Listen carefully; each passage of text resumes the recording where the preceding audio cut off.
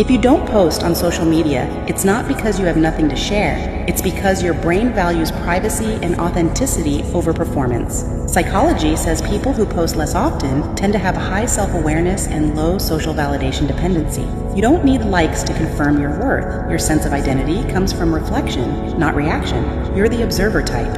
You scroll quietly, analyze deeply, and often see things others miss. Because you're not focused on being seen, you're focused on understanding. Many people who prefer staying private grew up being misunderstood or overexposed, so they learn to protect peace by controlling what others can access. You don't hide because you're shy. You stay silent because peace feels safer than attention.